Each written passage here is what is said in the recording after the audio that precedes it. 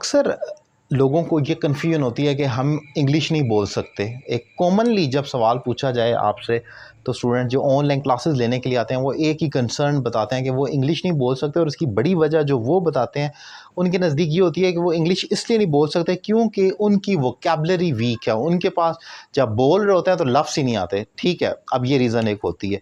अब मैं इस चीज़ से डिसएग्री करता हूँ और मैं समझाता हूँ कि अब रीज़न क्या है और क्यों है।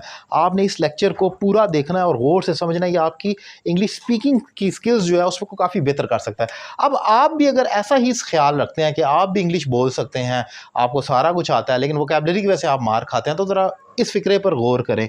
अगर मैं सिर्फ इतना लिख दूँ, अली ख़त लिखवाता है, अली ख़त लिखवाता है, इसकी इंग्लिश आपने बोलनी है या लिखनी है।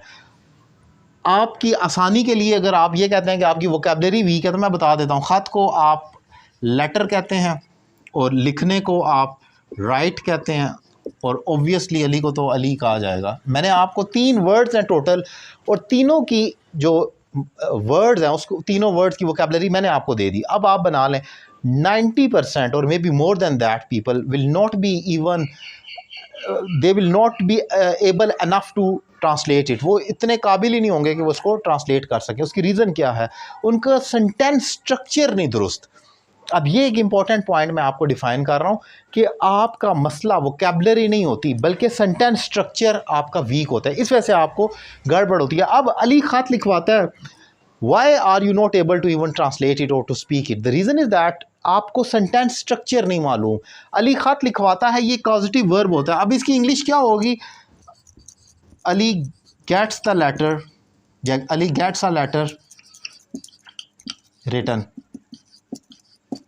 अब देख लें कि लफ्ज़ वही हैं, 3 लफ्ज़ हैं। एक लेटर को ख़त कहते हैं और लिखने को राइट कहते हैं, लेकिन सेंटेंस स्ट्रक्चर की जो डिमांड है वो डिफरेंट है। कॉजेटिव वर्ब है, अननोन कॉजेटिव है। जब एक सब्जेक्ट से दूसरे से काम करवाता है तो हम वहाँ पर अपनी हेल्प लेने के लिए वो काम करवाता है, तो वहाँ पर गेट आता है। इसका स्ट्रक्चर ये है, पहले सब्जेक्ट आता है, फिर गेट आता है, और उसके बाद ऑब्जेक्ट आता है, और फिर पास्ट पार्टिसिपल एडजेक्टिव जो कि थर्ड फॉर्म में ये आता है। अब ये मैंने इतनी लंबी जो स्टोरी बताई, ऑब्वियसली जिसको नहीं मालूम उसके सर के ऊपर से गुजर गई होगी। Why? The reason is that basically there is a proper sentence structure behind each and every sentence. You have to follow. It's not only about vocabulary जो आपको डिफ्यूज़ कर रही है, जो आपको वीकन कर रही है इंग्लिश बोलने के मामले में, but it is a sentence structure. ये सेंटेंस स्ट्रक्चर होता है जो आपको नहीं बोल। आप बाज़ औक़ात इंग्लिश बोल रहे होते हैं और बोलते हुए आप आई वांट टू से अब करने का मतलब ये कि वोकैबुलरी अगर हो भी तो आपको सेंटेंस स्ट्रक्चर अगर नहीं आता तो आपके लिए मुश्किल हो जाता है। आम तौर पर अगर देखा जाए, हम डेली रूटीन में जो अल्फाज बोलते हैं, वोकैबुलरी हमारी इतनी टूटी फूटी होती है कि हम अपना मीनिंग कन्वे कर सकें। उसके बावजूद हमें हेजिटेशन और बोलने में जो लैक ऑफ कॉन्फिडेंस होता है उसकी वजह ये होती है कि हमारा सेंटेंस स्ट्रक्चर वीक होता है। हमें लगता है कि हम, अब जैसे Ali gets a letter return होना चाहिए, अली राइट्स अ लेटर। अब मैं किसी से पूछूं अली ख़त लिखवाता है, कोई कहेगा Ali writes a letter, Ali write a letter, Ali is writing a letter.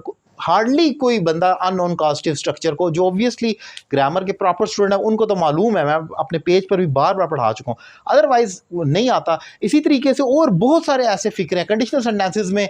आपको देखेंगे अगर वो भागेगा तो रेस जीत जाएगा। अब if he will run he will win the race. आप भागना और जीतना विल, और उसके साथ भागने को आप विन कहेंगे और रेस को तो रेस ही कहा जाएगा। अब आप इसको लिटरल ट्रांसलेट कर देंगे, if he will win, if he will run he will win the race. अब आप उसको लिटरल ट्रांसलेट करेंगे और गलत हो जाएगा। क्यों? क्योंकि सेंटेंस स्ट्रक्चर नहीं मालूम। ये फर्स्ट कंडीशनल, और फर्स्ट कंडीशनल में इफ़ क्लॉज प्रेजेंट होती है। खैर कंडीशनल का टॉपिक हो जाएगा, लेकिन इंपॉर्टेंट पॉइंट जो मैंने डिफाइन किया कि बाज़ औक़ात वोकैबुलरी मसला नहीं है बल्कि सेंटेंस स्ट्रक्चर मसला है। So if you want to speak English confidently and fluently, so you have to focus on your sentence structure before improving your vocabulary. Obviously vocabulary important है, लेकिन वो बात की बात है। मतलब मैं हमेशा एक एग्जांपल देता हूँ, अगर आपका एक घर है और वो टूटा फूटा हुआ है, उसकी छत जो है वो टपक रही है, दीवारें टूटी हुई हैं, और आप परेशान हो रहे हैं कोई महंगा सा डेकोरेशन पीस आपको मिल जाए, तो वो डेकोरेशन पीस आपको कोई खूबसूरती नहीं बख्शेगा आपके घर को। पहले जो मोस्ट इंपॉर्टेंट है, उसकी इमारत को आपको रिपेयर करना है, उसकी छत को, उसकी लीकेज ख़त्म करनी है, दीवारों को रिपेयर करना है, फिर अंदर की खूबसूरती को इंक्रीज़ करने के लिए आप जो मर्जी करें। सो यही चीज़ है, सेंटेंस स्ट्रक्चर सबसे पहले आता है और उसके अंदर वोकैबुलरी को फीड करना होता है। सो फर्स्ट इस पर फोकस करना है आपने। हम ऑनलाइन क्लासेस में इसी स्ट्रक्चर को, इन्हीं चीज़ों को करवा रहे हैं। अगर आप मुझसे ऑनलाइन इंग्लिश लैंग्वेज कोर्स करना चाहें तो नंबर आपकी स्क्रीन पर मौजूद है। Thank you very much.